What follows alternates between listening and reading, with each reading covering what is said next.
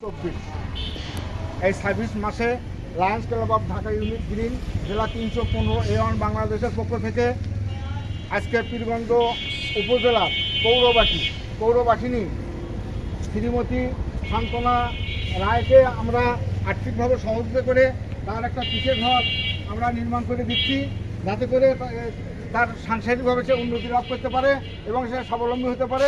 এই জন্য আমরা তার ক্ষুদ্র ব্যবসাকে গতিশীল এবং আরও চাঙ্গা করার জন্য আজকে Lions Club of Dhaka Unit Green তাকে এই সমস্ত সামগ্রী দিয়ে সহযোগিতা করতেছেন।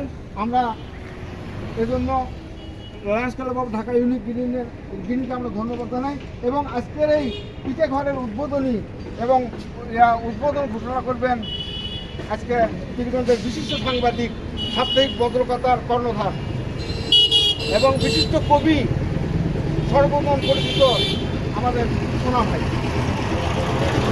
সবাইকে শুভেচ্ছা জানাচ্ছি পীরগঞ্জবাসীর পক্ষ থেকে, সাংবাদিকদের পক্ষ থেকে।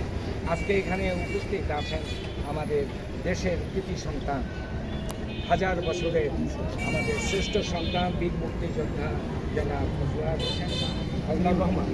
এখানে উপস্থিত আছেন আমাদের নীলগঞ্জিয়া উচ্চ বিদ্যালয়ের প্রধান শিক্ষক লায়ন্স মশিউর রহমান সাহেব, আছেন লায়ন্স জামাত আলী ভাই, আছেন গিরাবাড়ি উচ্চ বিদ্যালয়ের প্রধান শিক্ষকের রেজাউল করিম সাহেব, আছেন আসমা বেগম।